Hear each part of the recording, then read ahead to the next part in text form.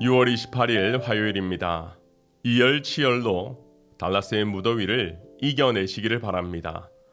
무엇보다 이번 주 토요일부터 시작되는 이열치열 부흥회를 계기로 성령이 충만한 가운데 말씀의 불과 기도의 불로 우리의 영혼이 다시 한번 불타오르기를 소원합니다.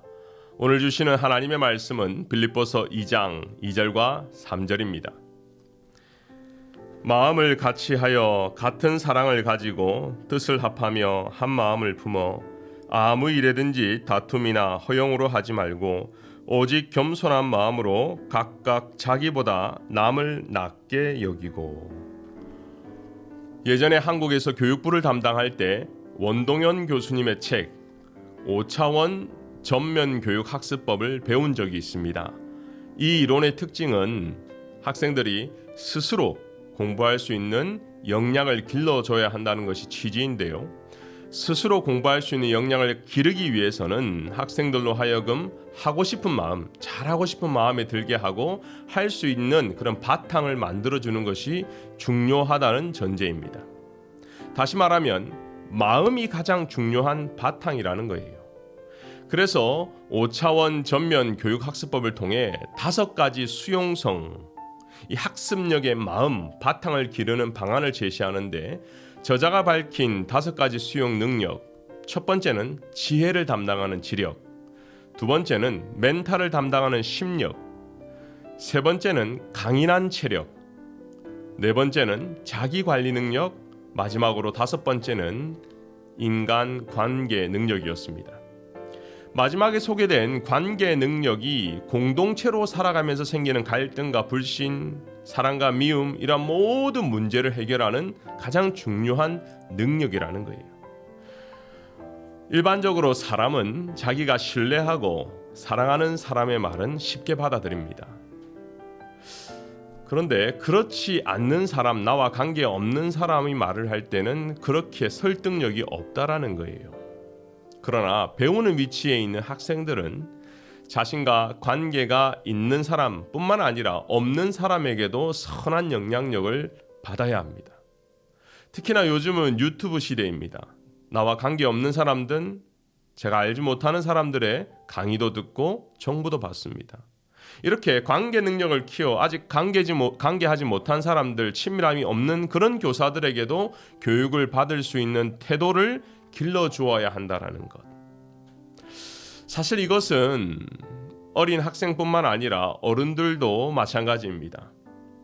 오늘 본문 빌립보서 2장, 특히 2절 3절은요.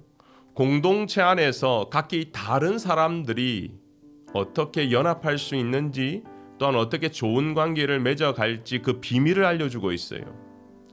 사실 우리 자신을 되돌아보면 우리 모두는 한 가지 이상 장점을 가지고 있습니다. 예를 들면 요리를 잘하는 사람이 있지요. 요즘은 볼 수 없지만 예전에는 책으로 발간해서 우리 교회 오는 새신자들에게 나누어 준 요리책이 있어요. 여러분 기억나세요? 이 책입니다. 빈내리 맛사랑. 제가 보니까 발간 연도가 2005년이에요. 벌써 17년이 지났습니다. 그런데 지금 제가 봐도 우와, 탄성에 나오는 요리들이 많이 실려 있습니다. 백종원처럼 누군가 한 사람이 집필한 것이 아닙니다. 우리 모든 성도들이 각자가 할 수 있는 요리를 함께 묶어서 소개하면서 하나의 책이 됐다라는 것이 고무적입니다. 교회 공동체도 마찬가지입니다. 오늘 본문을 보면 마음을 같이하여 같은 사랑을 가지고 뜻을 합하여 한 마음을 품으라고 합니다. 모두 같이 하다라는 동사가 들어갑니다. 이렇게 더운 여름이 되면 저는 시원한 냉면이 땡깁니다. 누군가는 이열치열로 뜨끈뜨끈한 설렁탕이 좋다고라고 이렇게 말씀하시는 분도 있을 거예요. 기호도가 달라서 서로 몇 명이 모여서 메뉴를 정하는 것, 그래서 전문점 식당에 가는 것도 쉽지 않습니다.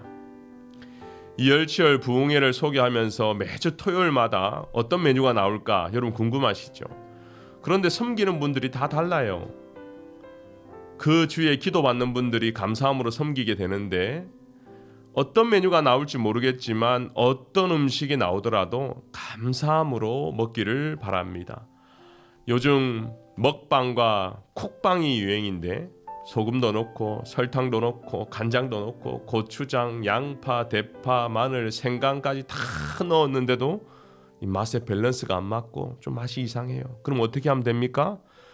마법의 백색 가루라 불리는 미원을 조금 넣으면 다 된다고 해요.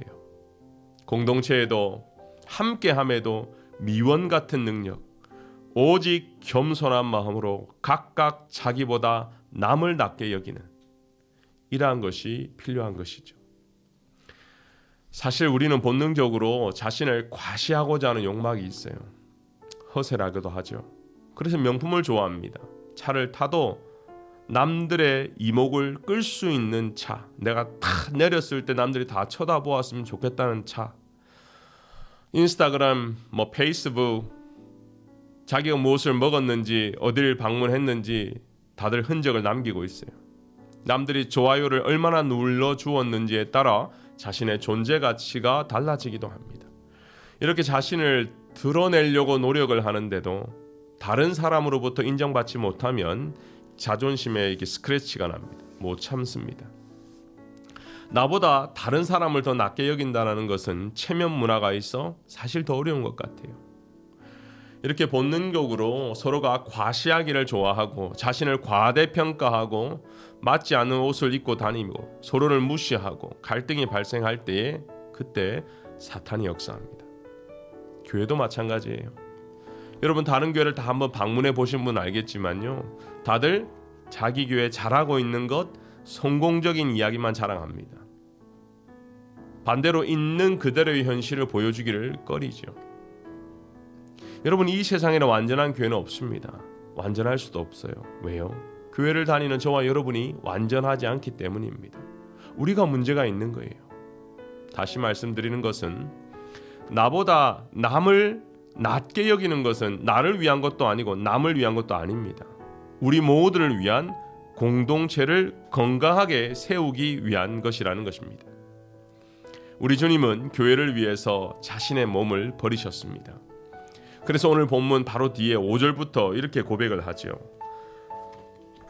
너희 안에 이 마음을 품으라. 곧 그리스도 예수의 마음이니 그는 근본 하나님의 본체시나 하나님과 동등됨을 취할 것으로 여기지 아니하시고 오히려 자기를 비워 종의 형체를 가지사 사람들과 같이 되셨고 사람의 모양으로 나타나사 자기를 낮추시고 죽기까지 복종하셨으니 곧 십자가에 죽으심이라. 옥중의 바울은 빌립보 교인들에게 오늘 이 편지를 보냈습니다. 분명 빌립보 교회도 하나 되지 못하고 서로를 무시하는 분위기가 있었던 것 같아요. 그러나 시대를 초월해서 어떤 교회든지 우리가 따라가야 할 모범은 예수 그리스도입니다. 오늘 말씀을 묵상하면서 가정에서 같은 사랑이 있는지 확인해 봅시다.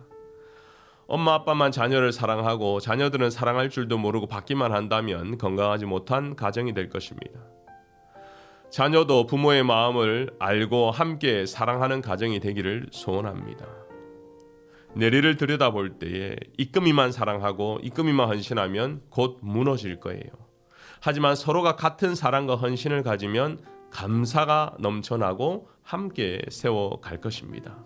나보다 남을 낮게 여기는 신앙, 그러한 삶이 오늘 실천되어지기를 소원합니다. 함께 기도하겠습니다. 은혜가 풍성하신 하나님 감사합니다. 오늘도 빌립보서 2장 말씀을 통해서 나 중심이 아니라 공동체를 함께 세워가는 남을 나보다 낮게 여기는 믿음이 칭찬이 넘쳐나게 하여 주시옵소서. 무엇보다 우리 모두가 예수 그리스도를 닮아가는 하루가 되게 하여 주시옵소서. 감사드리며 예수님의 이름으로 기도하옵나이다. 아멘.